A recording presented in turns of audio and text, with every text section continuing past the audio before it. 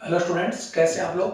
आज हम लोग पढ़ेंगे ह्यूमन फिजियोलॉजी जो यूनिट है उसका चैप्टर एक्सक्रेशन सिस्टम यानी मानव उत्सर्जन तंत्र। इस वीडियो के माध्यम से हम लोग तीन टॉपिक को क्लियर करेंगे। सबसे पहले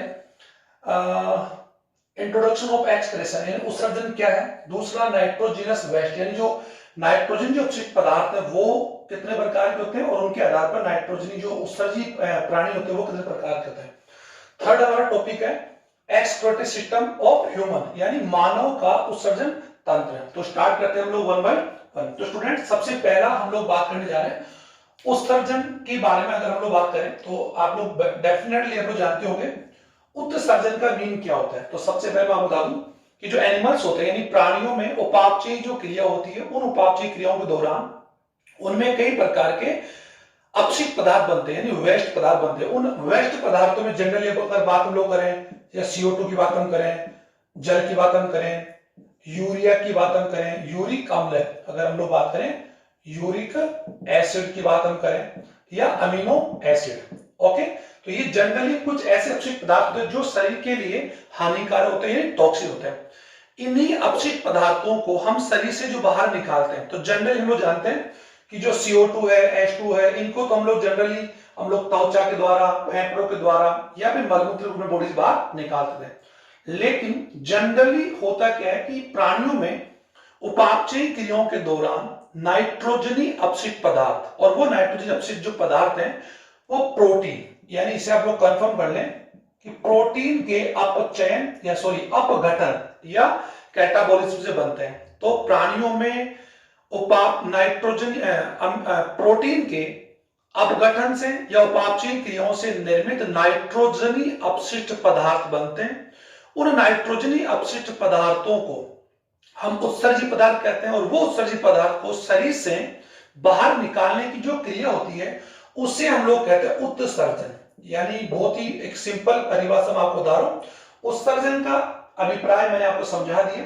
और एक क्रिया आप लोगों ने पढ़ी होगी बहिक्षेपण, जिसे आप लोगों ने इजेशन भी सुना होगा। तो स्टूडेंट, ये जो इजेशन प्रक्रिया और उत्सर्जन दोनों अलग प्रक्रिया है। इजेशन यानी इजेशन एक्सजेशन जो प्रक्रिया जिसे हम बहिक्षेपण कहते हैं।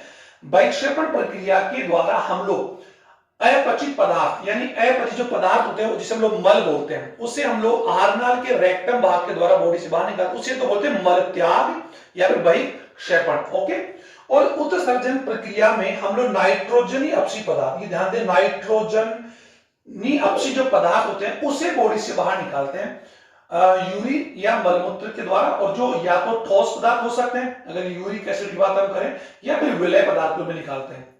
तो दोनों में डिफरेंस है। तो मैं यहाँ पर उत्सर्जन और बहिक्षेपण का अंतर भी आपको बता चुका हूं कि बहिक्षेपण क्रिया के द्वारा हम लोग ठोस या अर्ध ठोस जो अपशिष्ट पदार्थ होते हैं जो एक्चुअली में कार्बोहाइड्रेट्स या फैट्स के अपघटन या पाचन से बनते हैं, जिनमें जनरली अपचित पदार्थ यानी सेलुलोज हो गए, बैक्टीरिया हो गए यानी वाटर हो गए, इन पदार्थों को हम लोग सॉलिड या सेमी सॉलिड कंडीशन में बॉडी से जो बाहर निकालते उसे तो बोलते हैं मल त्याग। ओके स्टूडेंट, या फिर हम बोलते हैं एक्सजेशन बहिक्षेपण। और उत्सर्जन प्रक्रिया की रेफरेंस में आपको बता चुका हूं कि प्राणियों के शरीर में यानी जितने भी एनिमल्स होते प्राणियों के शरीर में उपापचयी क्रियाओं से निर्मित नाइट्रोजनी अपशिष्ट पदार्थ, जो नाइट्रोजनी अपशिष्ट पदार्थ जो वेस्ट होते हैं उन्हें शरीर से बाहर निकालने की क्रिया को उत्सर्जन कहते हैं। और वे यानी कैसे उत्सर्जन क्रिया में शरीर से उत्सर्जित नाइट्रोजनी अपशिष्ट पदार्थों को हम कहते हैं उत्सर्जी यानी क्या कहते हैं उत्सर्जी पदार्थ। ये भी कंप्लीटली आप लोग ध्यान दें। उत्सर्जन की डेफिनेशन आपको समझ में आ गई। और उत्सर्जन प्रक्रिया में जो नाइट्रोजनी वेस्ट होते हैं यानी नाइट्रोजन या नाइट्रोजनस जो वेस्ट होते हैं वो जनरली प्रोटीन, ये आप लोग ध्यान दें, जनरली प्रोटीन के अपघटन से निर्मित होते हैं। ओके सर, तो ये जो नाइट्रोजनी वेस्ट है इन्हें शरीर से बाहर निकालने की क्रिया को उत्सर्जन। अब बात आती है उत्सर्जन तंत्र। अगर हम लोग इसी में हम लोग बात कर लें एक्सक्रीटरी सिस्टम की बात हम करें स्टूडेंट, उत्सर्जन तंत्र की बात हम करें तो इसको भी आप लोग कंफर्म कर लें। उत्सर्जन तंत्र किसे कहेंगे, मानव की परिभाषा को लेकर हम लोग समझा सकते हैं, वैसे ये सभी एनिमल्स में होता है। तो जनरली कह सकते हैं कि प्रमुख उत्सर्जी अंग यानी प्रमुख उत्सर्जी अंग और सहायक उत्सर्जी अंगों से निर्मित वह तंत्र जो मानव शरीर या जंतु शरीर में नाइट्रोजनी अपशिष्ट पदार्थों को शरीर से बाहर निकालने में सहायक होता है, उसे उत्सर्जन तंत्र कहते हैं। और स्टूडेंट जितने भी मैंने आप लोगों को सिस्टम की परिभाषाएं लिखवाई, मैंने पहले बता दिया था कि कोई भी तंत्र, एक तंत्र जो होता है वो अंगों से मिलकर बना होता है। अगर हम लोग बात करें जनन तंत्र की बात हम करें, रिप्रोडक्टिव सिस्टम की बात हम करें, तो वो जनन अंगों से मिलकर बना होगा। पाचन तंत्र पाचन अंगों और पाचन ग्रंथियों से मिलकर बना होता है। तो वैसे उत्सर्जन तंत्र जो किससे मिलकर बना होगा, उत्सर्जी अंगों से। और ये उत्सर्जन दो प्रकार के हो सकते हैं, प्रमुख और सहायक। तो ये मैंने परिभाषा बता दी। अब नाइट्रोजन अपशिष्ट पदार्थों जिनको शरीर से बाहर निकालते हैं उन्हें उत्सर्जी पदार्थ कहते हैं। तो ये आप लोगों की एक्सप्रेशन की परिभाषा आपने समझ में आ गई। उत्सर्जन और बहिक्षेपण में भी आप लोगों को डिफरेंस समझ में आ गया कि उत्सर्जन और बहिक्षेपण दो अलग अलग प्रक्रिया है, ये आपको मैंने बता दिया। अब बात आती है नाइट्रोजीनस वेस्ट, यानी उत्सर्जी पदार्थ होते हैं, यानी नाइट्रोजनी उत्सर्जी जो पदार्थ होते हैं वो जनरली कितने प्रकार के हो सकते हैं। तो नाइट्रोजनी अपशिष्ट पदार्थ ये सभी सभी अभी मैंने बता दिया था कि नाइट्रोजनी अपशिष्ट पदार्थ प्रोटीन के अपघटन या प्रोटीन के यूं कह सकते हैं कि उपापचय से निर्मित अपशिष्ट पदार्थ जिनका शरीर में हम लंबे समय तक स्टोर या संग्रह नहीं कर सकते, जिन्हें शरीर से रिमूव करना आवश्यक है। तो नाइट्रोजनी अपशिष्ट, हमारा जो सेकंड टॉपिक है नाइट्रोजीनस वेस्ट। तो how many type of the nitrogen waste अगर बात हम करें तो नाइट्रोजनी जो वेस्ट होता है और जनरली हम लोग अगर बात हम करें तो 3 या 4 प्रकार हो सकता है, जिन्हें हम लोग एक एक करके पढ़ेंगे। अमोनिया, अगर बात हम करें अमोनिया, सबसे पहला अमोनिया।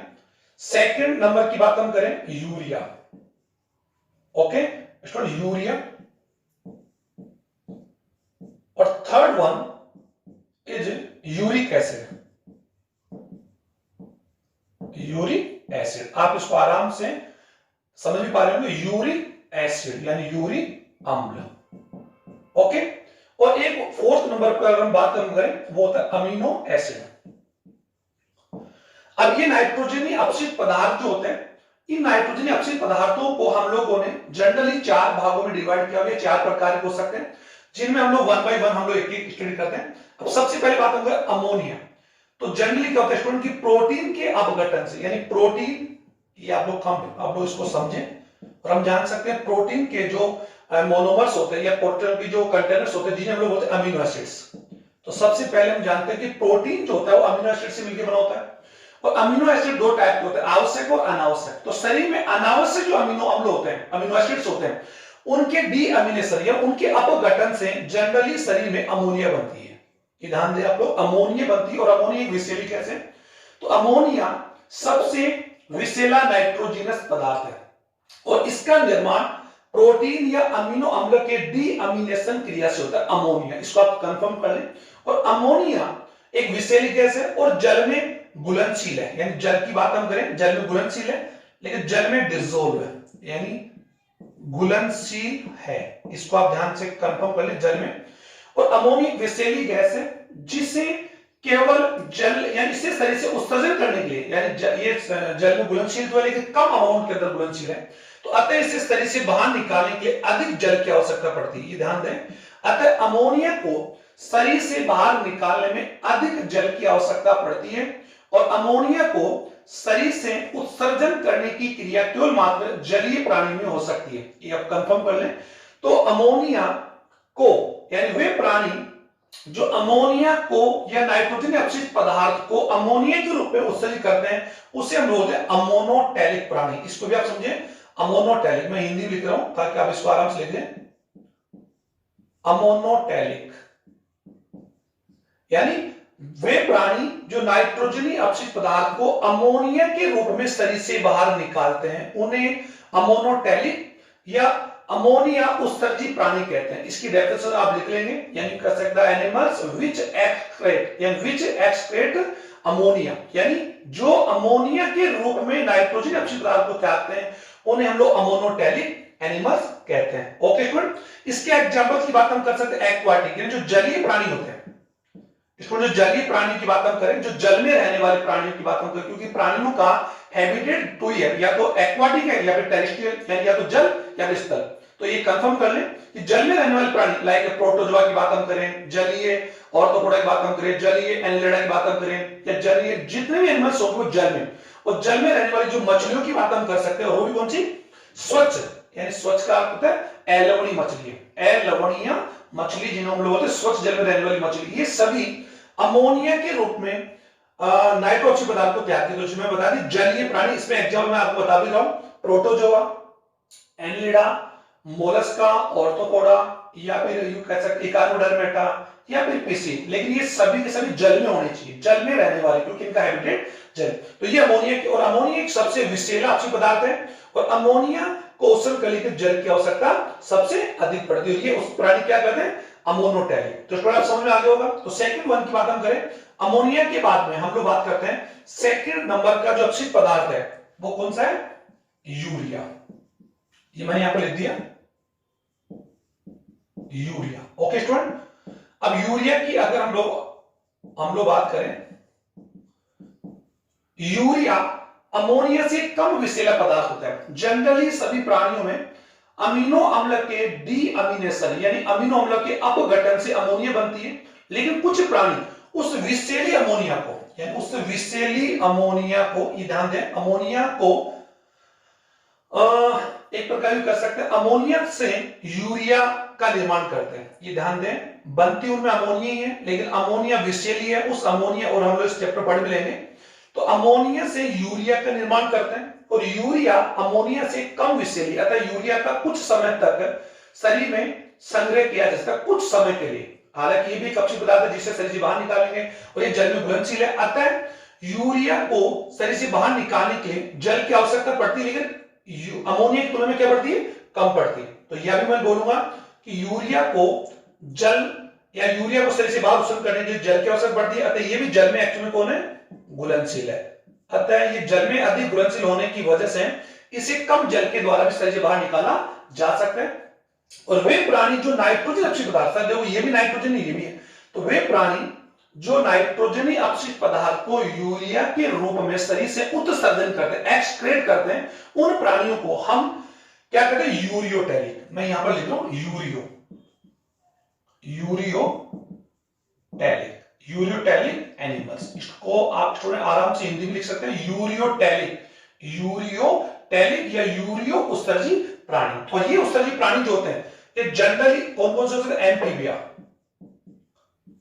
उभयचर होते हैं, और स्तनधारी, ये समझ लेंगे। यानी एम्फीबिया और जो मैमल्स होते हैं वो जनरली नाइट्रोजन अक्षय पदार्थ को यूरिया के रूप में निकालते हैं। ह्यूमन बीइंग की बात हम करें, हम लोग इसमें मैमल्स में आते हैं, तो हमारे द्वारा जो यूरिन हम त्यागते हैं उस यूरिन में यूरिया होता है, इसलिए उस अक्षय पदार्थ को भी हम लोग क्या बोलते हैं, यूरिन। और उसके अंदर अगर बात हम करें, ये हम लोग आगे पढ़ेंगे, पर 100 ml में अप्रोक्सीमेट 2 ग्राम तक यूरिया हो सकता है। तो ये एक जनरल बात, इतना यूरिया हम लोग उत्सर्जन करते हैं। तो ये हम लोग तो नेक्स्ट टॉपिक पढ़ लेंगे।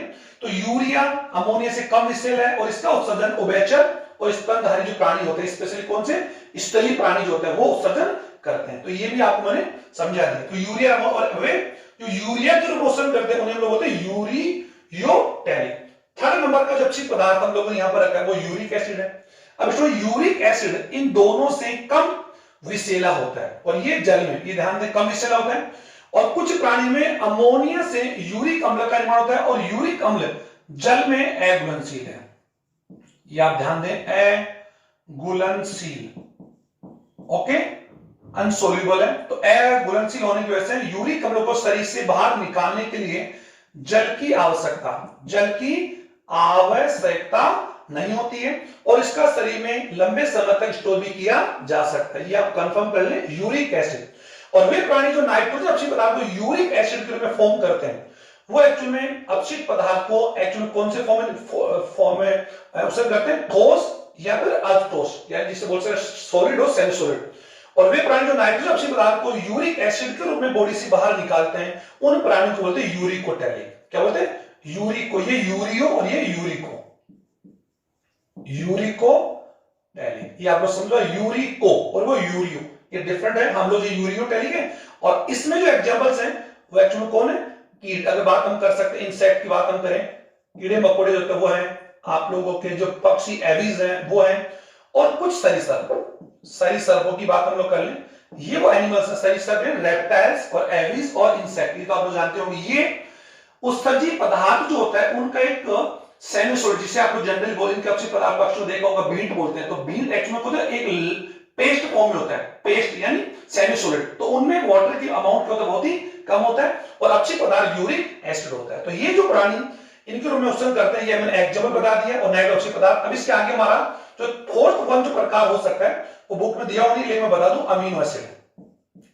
तो स्टूडेंट अमीनो एसिड का फॉर्म ये हो सकता है कि वे प्राणी जो नाइट्रोजन अपशिष्ट पदार्थ को अमीनो अम्ल के रूप में निकालते हैं, अमीनो अम्ल के रूप में उत्सर्जन करते हैं, उन्हें अमीनो एसिड कहते हैं। ये प्राणी एक्चुअली मोलस्क हो सकते हैं, आर्थ्रोपोडा हो सकते हैं, या पोलीफेरा हो सकते हैं, या इकोनोडर्मेटा, ये भी जलीय एनिमल्स होते हैं। तो ऐसे में ये इनके विषैले या इनके टॉक्सिक जो कैटेगरी की बात हम करें, सबसे विषैला अमोनिया है, फिर यूरिया है, फिर यूरिक एसिड, फिर अमीनो एसिड। तो ये 4 प्रकार के नाइट्रोजनी वेस्ट होते हैं। तो ये मैंने आप लोगों को अच्छी तरह समझा दिया, और ये it is a very important question, इसे सभी स्टूडेंट्स नोट कर लें कि नाइट्रोजनी अपशिष्ट पदार्थ के प्रकार लिखते हुए उनके आधार पर प्राणियों को कितने प्रकार से विभाजित किया जा सकता है। तो जनरली हम जानते हैं नाइट्रोजन अपशिष्ट पदार्थ होते हैं वो जनरली 3 या 4 प्रकार के होते हैं। अगर आप 3 लिखे तो तीनों का ले लो, 4 उनके आधार पर प्राणी भी 3 या 4 प्रकार के होते हैं, जो मैंने आपको बता दिया, अमोनोटेलिक, यूरियोटेलिक, यूरिकोटेलिक और अमीनो अम्लटेलिक। तो ये जनरली बात है, आप लोग उसको आराम से एग्जांपल के साथ एग्जांपल भी आप इसको लिखेंगे और इस क्वेश्चन को तैयार करेंगे। अब हमारे स्टूडेंट सेकंड टॉपिक होने के बाद अब हमारा जो थर्ड टॉपिक है वो हम लोग पढ़ रहे हैं, और इसके लिए मैंने ऑलरेडी आपके लिए डायग्राम बना रखा है, उत्सर्जन तंत्र मानव का।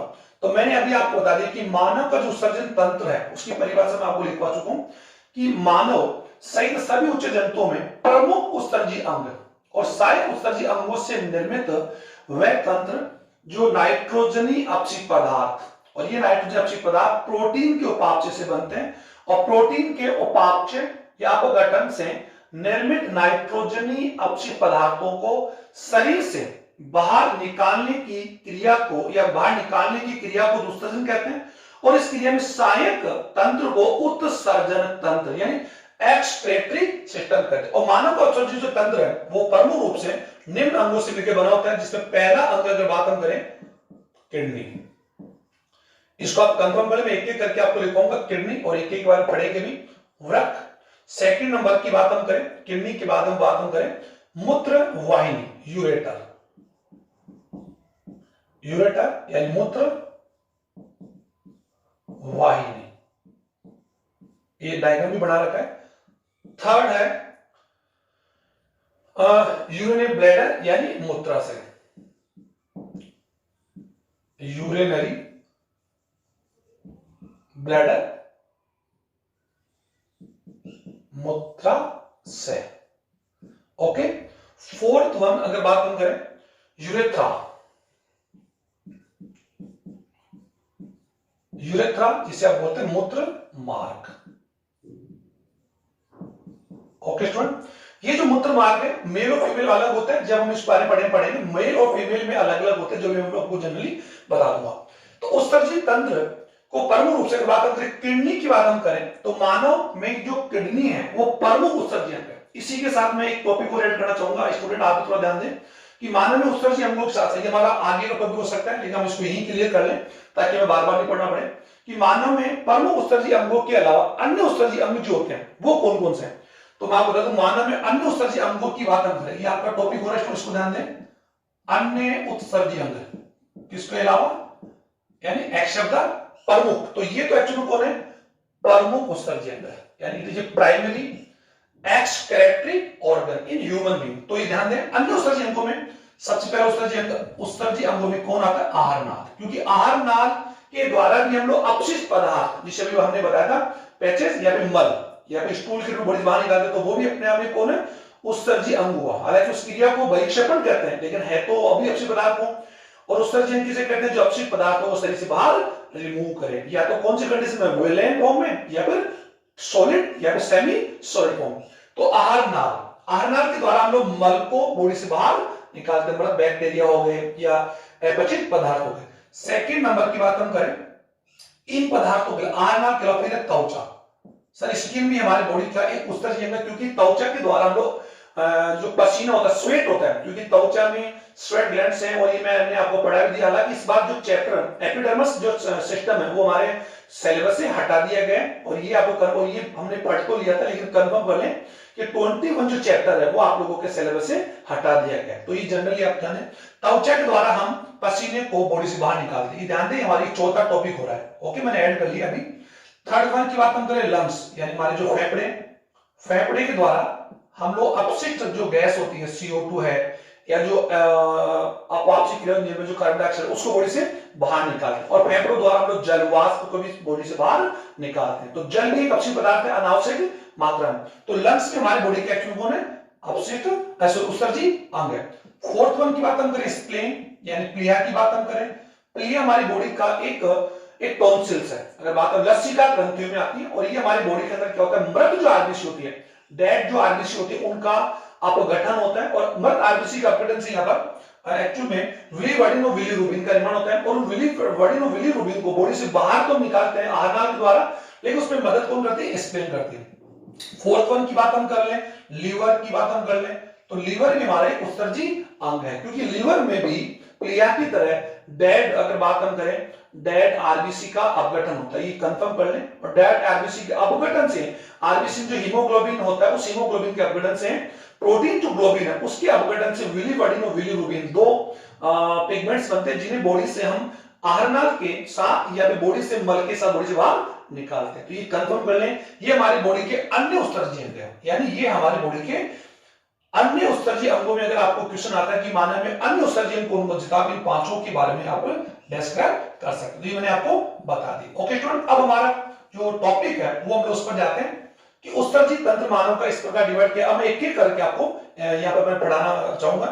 सबसे पहले हम लोग बात करेंगे, थोड़ा ज्यादा शॉर्ट भी नहीं और ज्यादा डिटेल। अब मैंने यहाँ पे डिटेल में बना रखा है कि मानव में एक जोड़ी, यानी मानव के लिए उत्सर्जी तंत्र, ये किडनी है यानी वृक्क है, ये लेफ्ट और राइट, यानी लेफ्ट और ये राइट किडनी, ये तो आप लोग कंफर्म कर ले रहे हैं, अभी मैं बता दूंगा। इसका प्रत्येक किडनी से एक मूत्रवाहिनी, तो मूत्रवाहिनी में एक जुड़ी होगी, और मूत्रवाहिनी आगे जब संयुक्त रूप से एक ब्लैडर में होती है, एक बैग लाइक स्ट्रक्चर, जिसे हम लोग मूत्रा से कहते हैं, जहां पर यूरिन का स्टोर होता है, जिसे परिभाषा कर सकते हैं कि टेम्परेरी भी कह सकते हो और अटेम्परेरी भी है, ऐसा ही। उसके बाद मूत्राशय से नीचे एक छिद्र खुलता है, जिससे वो आगे जाकर मूत्र मार्ग में खुलता है। मूत्र मार्ग और मादा में अलग अलग कैसे रेस्ट होता है वो हम लोग पढ़ेंगे। तो सबसे पहले बात करते हैं किडनी।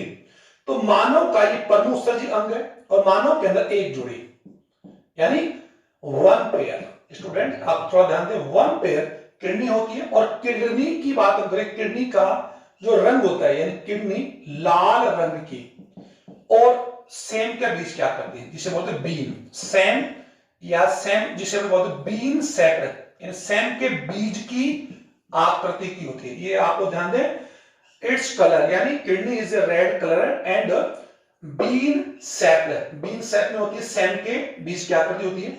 इसकी जो बाहरी सतह होती है, यानी इसकी बाहरी, जो भी मैंने आपको बनाकर बताई दूं आप लोगों को, ये एक्चुअली आगे कौन है? किडनी। इस प्रकार बना सकते हैं।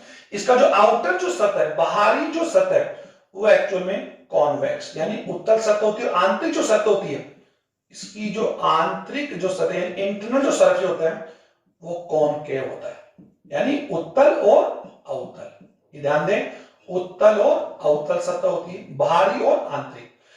किडनी, दोनों किडनी एक्चुअल में हमारे शरीर में होती कहां पर है? उदर गुहा में। ये भी बता दूं आपको, ये तो मैंने बता दी। इसका रंग होता है, सेम के बीच की आकृति होती है। और इसकी उत्पत्ति की बात हम करें, किडनी की उत्पत्ति, हमारा जो भ्रूण में जो जनिस्तर बनते हैं, ये पढ़ा होगा आप लोगों ने, जनिस्त्रों के बारे में हमने पढ़ लिया, एपिडर्मिस, एंडोडर्मिस और मेसोडर्म, ये तो पढ़ा होगा आपने, एंडोडर्म, मेसोडर्म और एक्टो। तो ये मेसोडर्म से, यानी इसकी उत्पत्ति जो होती है वो मेसोडर्म से, ये ध्यान दें, and it's originate bye mesoderm, ये ध्यान दें। इसका जो, अगर बात हम इसका डायमेंशन की बात हम करें, तो इसकी जो लंबाई होती है, लंबाई चौड़ाई जो होती है 10 से 12 सेंटीमीटर, यानी लेंथ लंबाई होती है, और अप्रोक्सी 4 से 5 सेंटीमीटर, ये इसकी यू कह सकते हैं विड्थ, यानी चौड़ाई होती है। और 2 से 2.5 यानी 2 से 2.5 सेंटीमीटर तक इसकी क्या होती है? मोटाई होती है, थिकनिंग होती है। यानी अगर बात हम करें किडनी की लंबाई, यानी किडनी इज 10 से 12 सेंटीमीटर लेंथ होती है, लंबाई होती है, एंड 4 से 5 सेंटीमीटर इसकी क्या होती है? मोटाई होती है, सॉरी चौड़ाई होती है। और 2 से 2.5 सेंटीमीटर इसकी क्या होती है, मोटाई। ये आप लोग कंफर्म कर लेंगे। इसकी आकृति हो गई, इसका जो स्ट्रक्चर हो गया, और साथ इसका डायमेंशन या इसकी जो संरचना होती है वो, या उसकी जो आकार होता है वो मैंने आपको बता दिया। ओके, अब बात आती है किडनी उदर गुहा में, यानी हमारी जो एब्डोमिनल कैविटी, मैं हिंदी लिख रहा हूं क्योंकि बार बार आपकी शिकायत आती है, उदर गुहा in abdominal cavity, abdomen cavity के अंदर उदर गुहा में जो हमारा स्पाइनल कोड है, या यूं कह सकते वर्टिब्रेट से का सिर्फ जो दंड है, रीढ़ की हड्डी, उसकी रीढ़ की हड्डी के दोनों ओर, रीढ़ की हड्डी, ये रीढ़ की हड्डी है, और उदर गुहा में ये डायफ्राम हो गया। डायफ्राम के ऊपर वाले गुहा को हम लोग क्या बोलते हैं, थोरेसिक कैविटी बोलते हैं, नीचे उदर।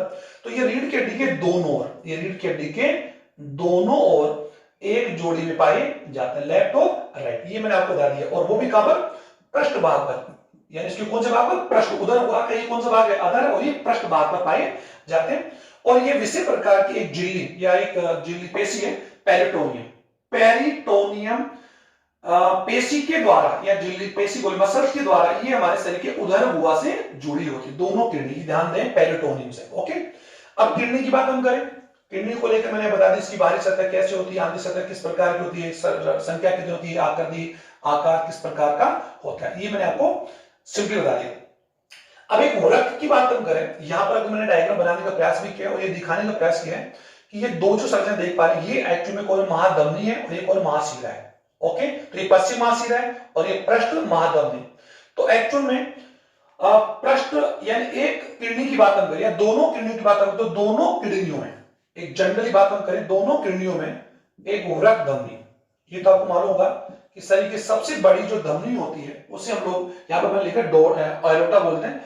तो महाधमनी शरीर के अंदर शरीर के अंगों में जाती है, और महाधमनी अंगों में जाने से पहले धमनी में बढ़ती है, और उन धमनियों का जो नाम होता है वो अंग के नाम से होता है। जैसे अंग की बात हम करें, तो जैसे हम लोग करें किडनी की बात हम करें, तो किडनी को हम रेनल बोलते हैं।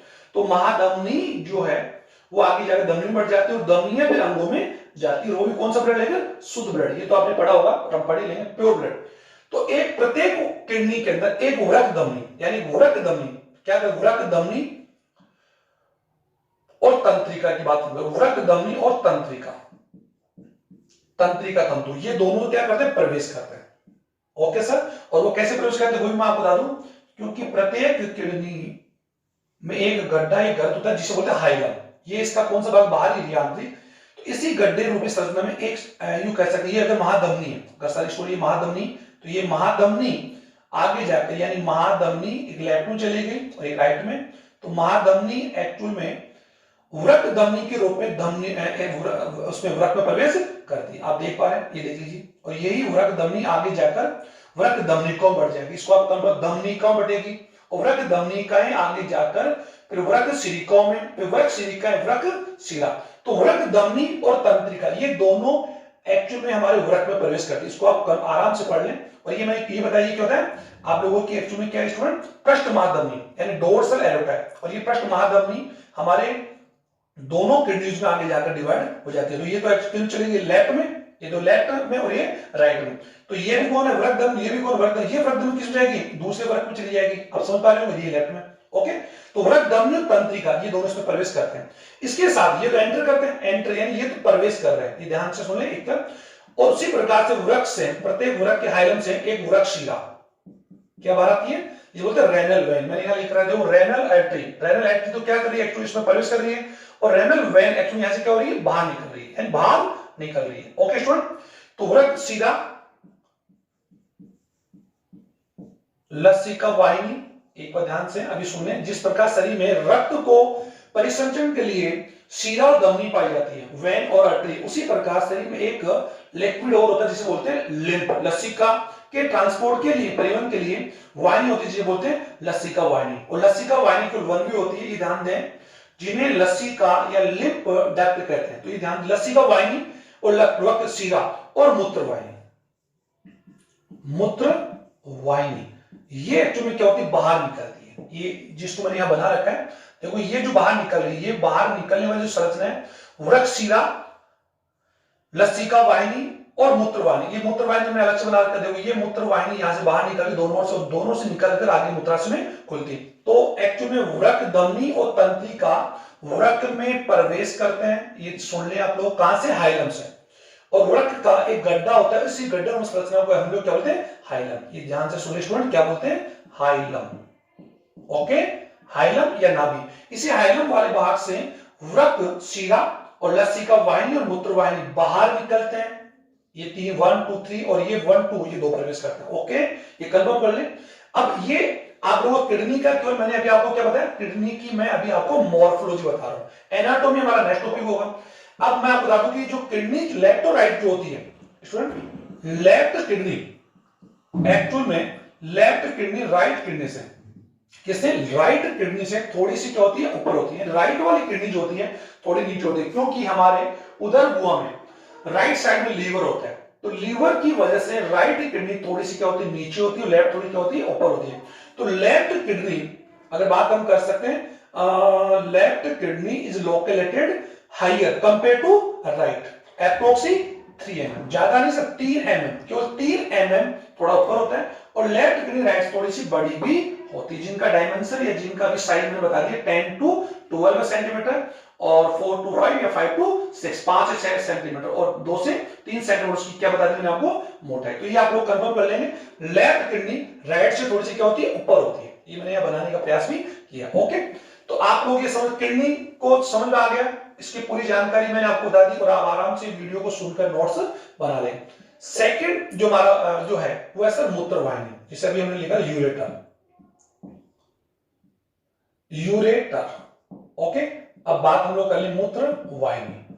सर मानव में एक जोड़ी यानी 2 मूत्र वाहिनी होती है और प्रत्येक वृक्क के हाइलम से, अभी बता दिया, हाइलम से एक नलिका निकलती है और ये ट्यूब जैसी नलिका मूत्रवाहिनी कहलाती है। और दोनों मूत्रवाहिनियों का जो अग्रभाग होता है, जो किडनी के अंदर होता है, किडनी से बाहर निकलता है, सॉरी किडनी से जो बाहर निकलता है, तो एक्चुअली क्या होता है कि मूत्रवाहिनी का जो प्रारंभिक भाग है, मूत्रवाहिनी का जो प्रारंभिक भाग है, ये आप समझ पा रहे हैं, मूत्रवाहिनी है। मूत्रवाहिनी का जो प्रारंभिक भाग है, हालांकि किडनी के बारे में मैंने अभी आपको केवल मॉर्फोलॉजी बता रहा हूं, एनाटॉमी जब पढ़ेंगे तो बता दूंगा कि किडनी का एनाटॉमिकल जो पार्ट काफी बड़ा होता है, आउटर जो भाग उसका होता है इंटरलिवो कॉर्टेक्स कहलाता है, और ये जो मिडिल पार्ट है मेडुला कहलाता है। और इसी मेडुला पार्ट के अंदर यहाँ पर विषय कीपानुमा आकृति पाई जाती है, इसी कीपानुमा आकृति को हम पेल्विस बोलते हैं। और पेल्विस और कोई नहीं सर, पेल्विस और कोई नहीं बल्कि मूत्रवाहिनी का चौड़ा भाग है जो वृक्क से निकलता है।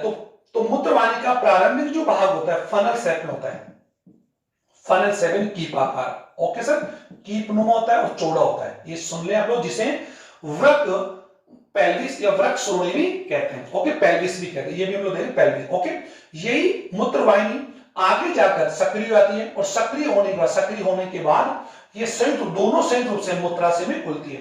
तो आगे से इनका जो भाग प्रारंभिक थोड़ा वाइड होता है और आगे जाकर नैरो होता है।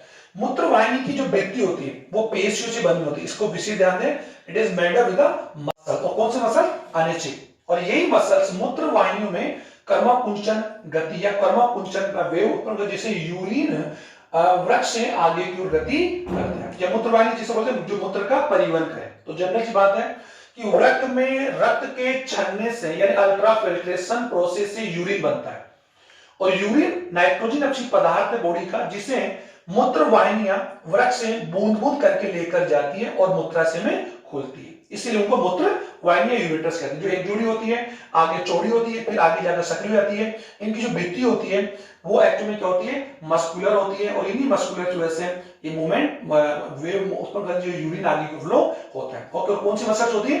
अनवॉलंटरी, अनैच्छिक होती है। कंफर्म है, अनैच्छिक और अरेखित, ये विशेष आप ध्यान दे रहे हैं। तो यूरेटर हो गया सर। यूरेटर के बाद में अब आगे का जो थर्ड वन है वो है सर यूरिनरी ब्लैडर। यूरिनरी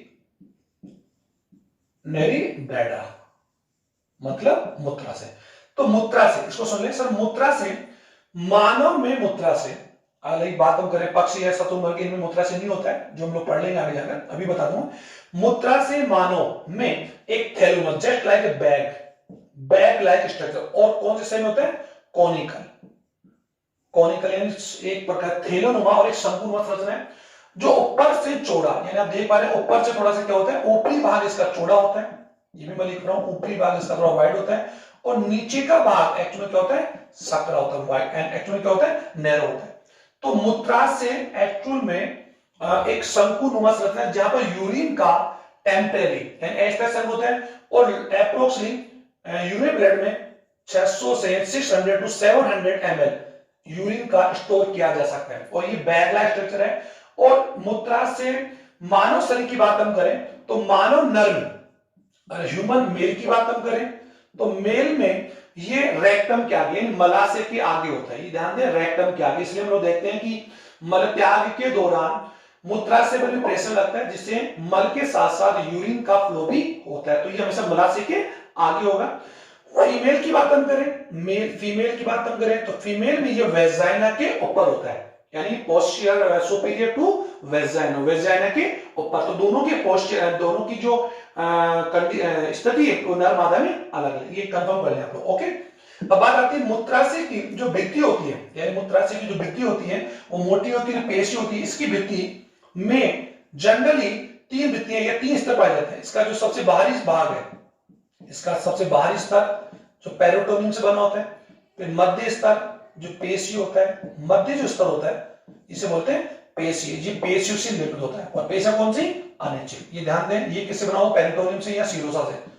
यानी इसकी भित्ति में 3 स्तर होते हैं। बाहरी स्तर वही सर आरनाल की भित्ति की तरह, आरनाल की भित्ति में 4 होते थे, यहाँ 3 होते हैं। तो ये एनाटोमी आ गई। अभी तक मैं आपको क्या पढ़ा था, मोर्फोलॉजी, एनाटोमी। बाहरी स्तर जो सीरोसा पेरिटोनियम होता है। मध्य स्तर जो पेशी या मसल्स से मिलकर बना होता है और ये मसल्स कर्मा कौन सा मूवमेंट करती है। थर्ड जो होता है वो होता है सेलेस्मियम, यानी आंतरिक जो अंतस्त्र होता है वो एक्चुअली कौन स्तर होता है, सेलेस्मियम, जो सेलेस्मा का स्राव करती है और इसको म्यूकस प्रदान करती है। तो ये मैंने आप लोगों को इसकी एनाटॉमी बता दी। अब से बात आती है कि मूत्राशय का जो नीचे का जो नैरो पॉइंट है वो एक छिद्र के रूप में आगे मूत्र मार्ग में खुलता है। यहाँ पर एक छिद्र होता है, ये छिद्र आगे मूत्र मार्ग में खुलता है जिसे यूरेथ्रा कहते हैं। अभी हम लोग पढ़ेंगे ये यूरेथ्रा या ये जो छिद्र होता है यहाँ एक अवरोधनी होती है, एक स्पेंक्टर होती है, अवरोधनी। और अवरोधनी को आप लोग क्या बोलते हैं, स्पेंक्टर। ओके, अवरोधनी होती है जो इस मूत्र मार्ग या मूत्र छिद्र को कसकर टाइटली बंद रखती है।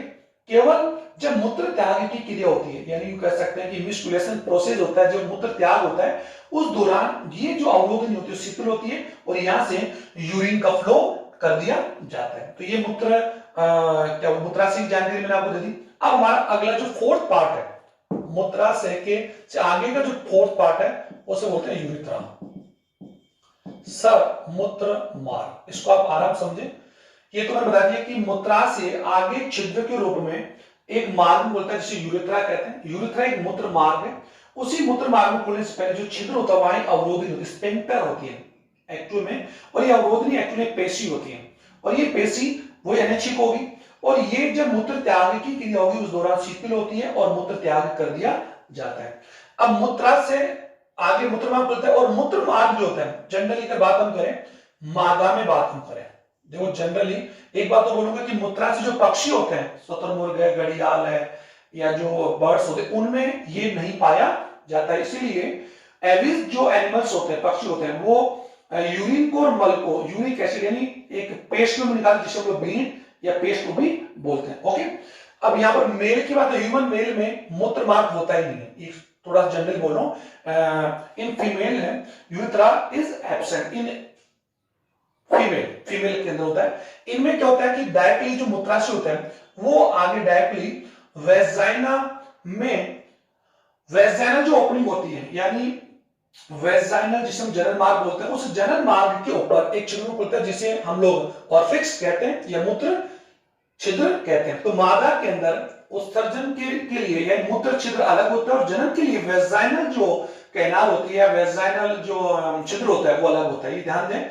तो यहाँ पर मादा में ये मूत्र मार्ग होता भी है तो जनरली 4 सेंटीमीटर होता है और ये डायरेक्टली मादा की वेजाइना के ऊपर यानी वेजाइनल ओपनिंग के ऊपर, वेजाइनल ओपनिंग के ऊपर एक छिद्र होता है। और मादा के आउटर सेक्स ऑर्गन्स को हम लोग वल्वा बोलते हैं। वल्वा में वहां पर 2 ओपनिंग्स होती है, यूरिफेक्स होते हैं। एक तो कौन सा यूरिफिक्स कौन सी ओपनिंग है वो तो यूरिन के लिए, और नीचे का वेजाइनल जिसके द्वारा इसे ब्रीथ कैनाल भी कहते हैं। ओके, लेकिन मेल में सॉरी ये फीमेल में, ये मैंने मेल कर लिख दिया, फीमेल की बात चल रही है। फीमेल की बात है अभी जो मैंने बोला फीमेल। अब बात है मेल। ह्यूमन में मेल के अंदर जो यूरेथ्रा होता है वो अप्रोक्सीमेटली 15 सेंटीमीटर होता है और वो कंपेयर टू फीमेल लंबा होता है, लंबा मतलब लेंथ वाइज होता है। और इसके अंदर मादा नर के अंदर होता है स्टूडेंट क्या होता है कि जो मूत्र मार्ग है और जनन जो मार्ग है वो दोनों कॉमन होता है। तो उनमें मूत्र क्रिया और वीर्य के उत्सर्जन के लिए एजाकुलेशन के लिए एक ही पाथ होता है जिसे हम कॉमन पाथ बोलते हैं। अदरवाइज अगर बात हम कर सकते अदर एंड हम लोग फीमेल की बात हम करें तो फीमेल में यूरिन उत्सर्जन के लिए एक अलग और फिक्स होता है, एक अलग छिद्र होता है और जनन क्रिया के लिए एक अलग छिद्र पाया जाता है। तो मेल में 15 सेंटीमीटर होता है और मेल में इस यूरेथ्रा को हम लोग जनरली 3 भागों में डिवाइड कर सकते हैं। पहला जो भाग है वो है सर प्रोस्टेट मार्ग, ये ध्यान दें, ये मैंने आप लोगों को जनन तंत्र वाले चैप्टर पढ़ा दिया था कि यही यूरेथ्रा आगे जाकर अगर बात हम इसके नीचे यू कह सकते ग्लैंड होती है जिसे हम लोग क्या बोलते हैं प्रोस्टेट ग्लैंड। और प्रोस्टेट ग्लैंड का जो मार्ग होता है, प्रोस्टेट ही वो ग्रंथि है या वो जगह है जहां से मानव में उत्सर्जन यानी मूत्र और जनन का जो मार्ग होता है कॉमन होता है। और इसी प्रोस्टेट मार्ग की लंबाई लगभग 2.5 सेंटीमीटर होती है। और इसी प्रोस्टेट मार्ग से यानी दोनों जो स्टेम वाहिनी होती है, शुक्राशय जो वीर्य को लेकर वाहिनी आती है एजैक्टिव डक्ट है वो आकर खुलती है, ये मैंने आपको बता दिया था। और ये अलग से बताने की आवश्यकता नहीं है, ये एक्चुअली यूरेथ्रा है और ये हम लोग जान चुके ये कौन है ब्लैडर है और इसके नीचे ये स्टोन कौन है प्रोस्टेट ग्लैंड है। और इसी प्रोस्टेट ग्लैंड में दोनों तरफ से क्या खुलती है एजाकुलेट, कौन सी ग्लैंड ये बता दिया था आपको, एजाकुलेटरी जो वीर्य लेकर आती है और यहां से एक्चुअली क्या होता है यूरिन आता है और ये यहाँ पे स्पिंटर होता है या इसमें यहां भी बता सकते हैं मैंने बढ़ा लिया। तो स्पिंटर के खुलने से यहां से यूरिन जाएगा और जहां और जब सेक्स क्रिया के दौरान क्या होता है कोइटा दौरान यहां से एक्चुअली क्या होता है सीमन आता है। तो दोनों का पाथ इसी मार्ग से आगे जाता है। जब सीमन का उत्सर्जन होता है तो ये वाला जो स्पिंटर टाइटली क्लोज होता है बंद होता है और जब यूरिन का फ्लो होता है तो ये बंद होता है। तो ये कंप्लीट ये मूत्र मार्ग का पहला भाग है। दूसरा भाग है झिल्लीनुमा, झिल्लीनुमा मेम्ब्रेन्स पार्ट है। थर्ड वन जो पार्ट है वो है सिस्नी पार्ट या पेनिकल पार्ट। ये पेनिकल पार्ट सर, ये पेनिकल जो पार्ट होता है अप्रोक्सीमेटली 12 से 15 सेंटीमीटर होता है और ये एक्चुअली यही यूरेथ्रा यानी यही जो मार्ग है आगे जाकर एक्चुअल में पेनिस में एंटर करता है। यानी पेनिस के द्वारा पेनिस का जो यू कह सकते हैं एक स्पंजियोसम एक स्पंजियोस जो पार्ट है उसमें प्रवेश करके नर का जो पेनिस का जो शीर्ष भाग होता है उस शीर्ष भाग में एक छिद्र में शीर्ष भाग में एक छिद्र के रूप में बाहर खुलता है। उसी छिद्र के द्वारा यूरिन का और सीमन का एक्चुअली क्या होता है एजाकुलेट या उत्सर्जन किया जाता है। तो अतः नर में मूत्र मार्ग और जनन मार्ग दोनों कॉमन होते हैं, इसीलिए मानव में यूरेथ्रा जो होता है वो फीमेल तुलना में लंबा होता है। इसके 3 भाग होते हैं और ये मैंने आपको बता दिया कि स्पोंजियोसम यानी सिस्टम का जो स्पोंजियोसम जो भाग है उसी भाग में एंटर करता हुआ ये पेनिस का जो शीर्ष भाग जिसे हम लोग शिश्न मुंड कहते हैं या पेनिस ग्लैंड कहते हैं वहां पर एक छिद्र के रूप में बाहर ओपन होता है और जिसको यूरिन और सीमन का फ्लो कहते हैं। स्टूडेंट आज के टॉपिक में हमने 4 टॉपिक हमने क्लियर किए। पहला उत्सर्जन की डेफिनेशन, उत्सर्जी अंग उत्सर्जी पदार्थ के बारे में पढ़ा हम लोगों ने, फिर उसके बाद में हम लोगों ने उत्सर्जन तंत्र पढ़ा मेल में और मानव के अन्य उत्सर्जन जो हमने ऐड कर लिए। इस प्रकार हम लोगों ने इस टॉपिक के द्वारा या आज की वीडियो में हमने 4 टॉपिक कंप्लीट कर लिए। Thank you very much.